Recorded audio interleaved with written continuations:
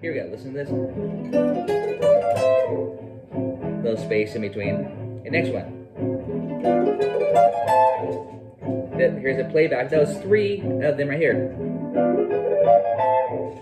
Instant licks, you know, instant arrangements too.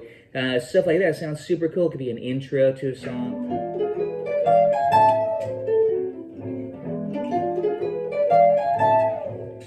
So again, I have that lick already looped now, but now I'm showing you how you can harmonize instantly to have other licks. 4 licks total, essentially, out of 1, especially when you're dealing with dim 7 arpeggios. You can layer them if you have a band, a group. You know, clarinet player could do one, you can do one, violin player can do one. You have 3-part harmonies. It sounds awesome. Hey folks, welcome to Gypsy Jazz Boot Camp, all about licks, workshop number 3. Let's get started. Hello everybody, welcome to Gypsy Jazz Boot Camp.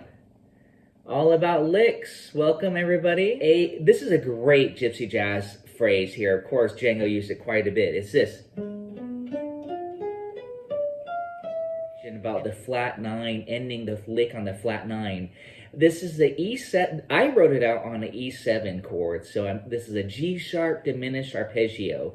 I'm calling it G sharp dim 7 because it starts on a G sharp. It could be B dim, it could be D dim, it can also be F dim 7 because they're all the same. There's only, when you have one dim 7 arpeggio, it really has 4 different names. Why? Because the distance from one note to the next is always the same. It's a minor third. The lick itself is this. And that's such a classic lick. 2, 3, 4.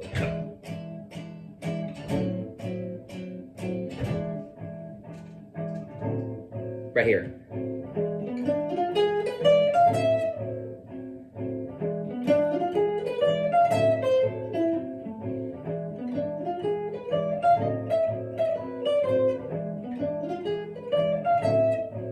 Try it. Number 42. I'm going to zoom in a little bit for you. Here we go. I harmonized it. I'll do a different one. So once you get that first lick down, this is where I would say, okay, don't just start on G sharp. You could take the same shape, but you could start on F. And it would create a beautiful harmony here. Let me do the loop. I'll show you what I mean. I'm going to play it as written. Now I'm going to harmonize it.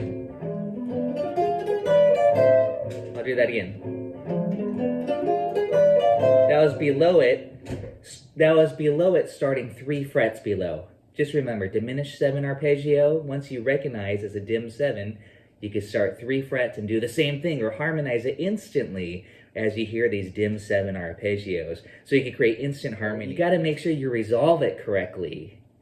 What I mean by that is, if you know you're on an A minor chord, which is what we're following here, you got to land on the root, the flat 3, or the 5, or maybe the 6th degree even, what I mean. Again.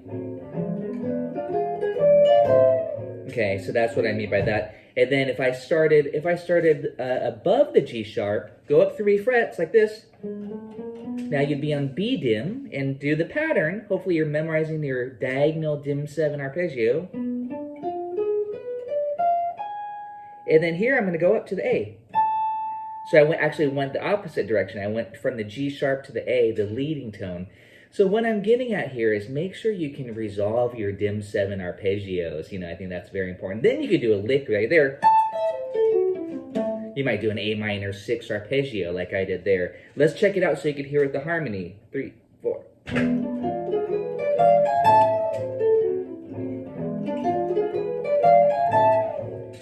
So again, I have that lick already looped now, but now I'm showing you how you can harmonize instantly to have other licks. Little space in between. And next one. Here's a playback. That was 3 of them right here. I'm alternating. So I'm going 1 and 2 and 3 and 4 and 1, and I'm giving it pretty heavy to that. And that this is, if you're working on your technique, you might say, ooh, I got to work on 2 notes per string. This is some technical stuff. You might go 1 2 1 2 1 2 1 2 1, just kind of isolating your picking pattern. And this would help you with running your pentas. Diminish. So it's a 2 note per string pattern.